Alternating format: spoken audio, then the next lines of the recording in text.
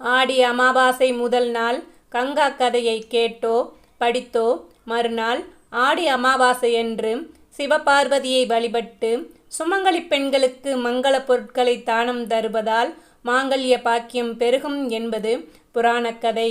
அதன்படி ஆடி அமாவாசை அன்று முதல் நாள் பெண்கள் படிக்க வேண்டிய கேட்க வேண்டிய கங்கா கதை. அழகாபுரியின் அரசனான கத்தலை ராஜா பல புண்ணிய ஸ்தலங்களுக்கு சென்றும் விரதங்கள் பல மேற்கொண்டும் யாகங்கள் பல நடைகு காலம் கழித்து அவருக்கு ஒரு ஆண் குழந்தை பிறந்தது.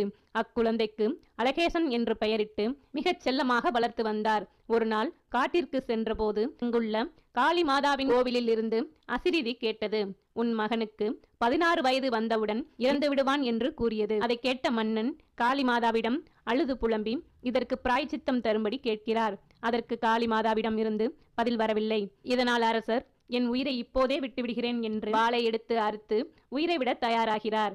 இதனால் காளி தேவி உன் மகனின் இறந்த சடலத்திற்கு நல்ல குணமுள்ள ஒரு பெண்ணை திருமணம் செய்து வை.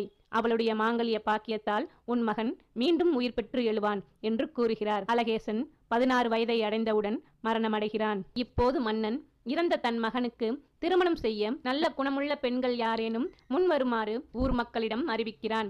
இதை பார்த்த யாரும் இறந்த இளவரசனுக்கு பெண் தர முன்வரவில்லை. இதனால் மன்னன் தன் இறந்த மகனுக்கு திருமணம் செய்ய பெண் தர முன் வருபவர்களின் குடும்பத்திற்கு பொன்னும் பொருளும் செல்வமும் தருவதாக அறிவிக்கிறான். இதற்கிடையில் பிறக்கும் போதே தாயாரை இழந்து உறவினர்களின் பேச்சுக்கும் பழிக்கும் ஆளாகி அன்னிகளிடம் கொடுமைப்பட்டு மிகவும் துன்புற்ற நிலையில் வாழ்ந்து கொண்டிருக்கிறாள் கங்கா என்ற பெண். இவர் தேவசர்மா என்பவரின் மகளாவார்.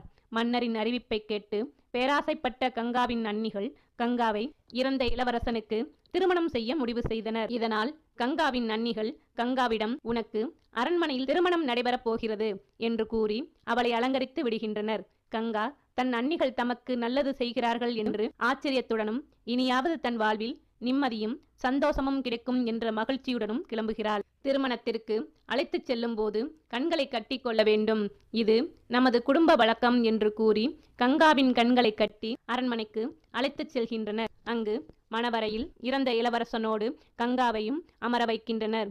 பின் இளவரசனின் கைகளால் கங்காவிற்கு தாலி கட்டி திருமணம் நடைபெறுகிறது. காளி மாதாவின் அறிவுரைப்படி இந்த திருமணம் நடந்ததால் மன்னன் இறந்த இளவரசனையும் கங்காவையும் கங்காவின் கண்களை கட்டியபடி ஒரு பல்லக்கில் வைத்து காளி மாதா கோவில் இருந்த காட்டினுள் கொண்டு போய் விடும்படி அரசர் உத்தரவிடுகிறார். காட்டுக்கு சென்ற பின் கங்கா வெகுநேரம் ஆகியும் யாரின் பேச்சும் குரலும் கேட்காத போது தன் கண்கட்டை அவிழ்த்து பார்க்கிறாள். அப்போது இளவரசன் அருகில் உறங்குகிறான் என்று நினைத்து கொண்டாள். வெகு நேரமாகியும் தன் கணவன் எழாததால் அவனை தொட்டு எழுப்பி பார்க்கிறாள். அப்பொழுதுதான் தன் கணவன் உயிரற்று கிடப்பதைக் கண்டு கதறி அழுகிறாள். சிறு குழந்தையிலிருந்து தான் பட்ட கஷ்டத்தையும் இப்போது இறந்த கணவனையும் எண்ணி கதறுகிறாள். துக்கம் தாங்காமல் இறைவனை பலவாறு அழைத்து இறைவனை வணங்குகிறாள். அப்பொழுது கங்காவின் முன் சிவனும் பார்வதியும் காட்சியளிக்கின்றனர். பார்வதி தேவியின் காலில் விழுந்து தன் கணவனுக்கு மீண்டும் உயிர் தருமாறு வேண்டி வணங்குகிறாள். தன் கணவனின் உயிரை திரும்ப தராவிட்டால் இந்த இடத்தை விட்டு அகலமாட்டேன் என்று விடாப்பிடியாக பார்வதி தேவியின் காலை பிடித்துக் கொள்கிறாள். சிவபெருமான் அவளிடம் மகளே கவலைப்படாதே, உன் முன்வினை பயன்கள் உன் பிறந்த வீட்டிலேயே தொலைந்துவிட்டது. இன்று ஆடி அமாவாசை. இந்நாளில் எங்களை வணங்கும் பெண்கள் சுமங்கலியாக வாழும் பாக்கியம் பெறக்கூடிய நாளாகும்.